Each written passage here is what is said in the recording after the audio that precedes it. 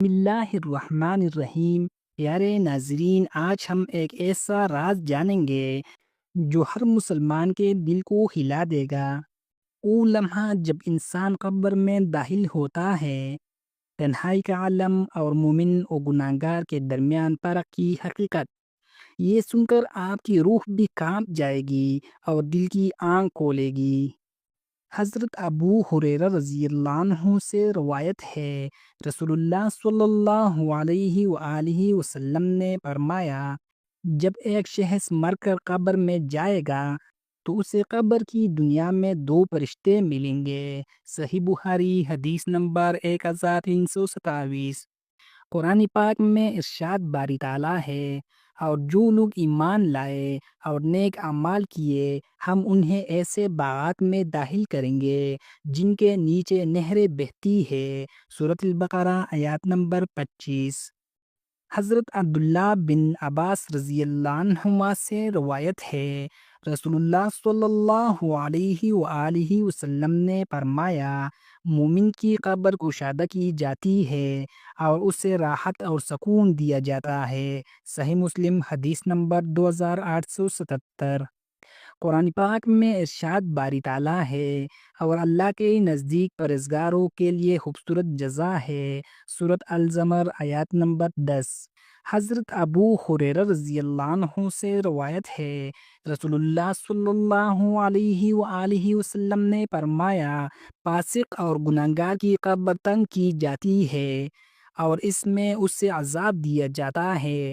صحیح بخاری حدیث نمبر 1330۔ قرآن پاک میں ارشاد باری تعالیٰ ہے، جو لوگ اللہ کی نافرمانی کرتے ہیں ان کے لیے دردناک عذاب ہے۔ سورۃ النساء آیات نمبر 56۔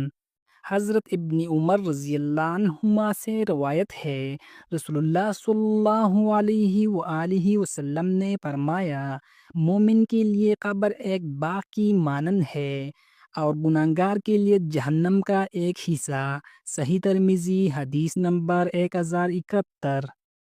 قرآن پاک میں ارشاد باری تعالیٰ ہے، جو لوگ نیک عمل کرتے ہیں ان کے اعمال کا بدلہ دنیا اور آخرت میں دیا جائے گا۔ سورۃ النحل آیات نمبر 97۔ حضرت جابر رضی اللہ عنہ سے روایت ہے، رسول اللہ صلی اللہ علیہ وآلہ وسلم نے فرمایا، جب مومن قبر میں جائے تو اسے روشنی اور خوشبو ملتی ہے اور گناہگار پر سیاہ دھوپ چھا جاتی ہے۔ صحیح نسائی حدیث نمبر 2047۔ قرآن پاک میں ارشاد باری تعالیٰ ہے، اور جو لوگ ایمان لائے اور نیک اعمال کیے اللہ انہیں اپنی رحمت سے نوازے گا۔ سورۃ المائدہ آیات نمبر 119۔ حضرت عائشہ رضی اللہ عنہا سے روایت ہے، رسول اللہ صلی اللہ علیہ وآلہ وسلم نے فرمایا، قبر مومن کے لیے جنت کا حصہ ہے اور گناہگار کے لیے عذاب کا آغاز۔ صحیح ابن حبان حدیث نمبر 1212۔ خلاصہ، دنیاوی اور آخروی پیغام۔ ناظرین، قبر کی تنہائی ہر انسان کے لیے ایک حقیقت ہے۔ مومن کے لیے راحت، خوشبو، روشنی اور جنت کی خوشبو، جبکہ گناہگار کے لیے تنگی، عذاب اور سیاہ دھوپ۔ یہی وہ مقام ہے جہاں ہر عمل کا حساب لیا جائے گا۔ آج سے اپنا دل صاف کرے، نیک اعمال کرے اور اللہ کی رضا حاصل کرے۔ اگر آپ بھی چاہتے ہیں کہ آپ کی قبر کے دن اللہ آپ کو راحت دے تو آج ہی نیک اعمال اور توبہ کی شروعات کریں۔ کمنٹس میں لکھیں، یا اللہ ہمیں قبر کی تنہائی میں سکون عطا فرما، اور اس ویڈیو کو شیئر کریں تاکہ دوسروں کے دل بھی جاگ اٹھے۔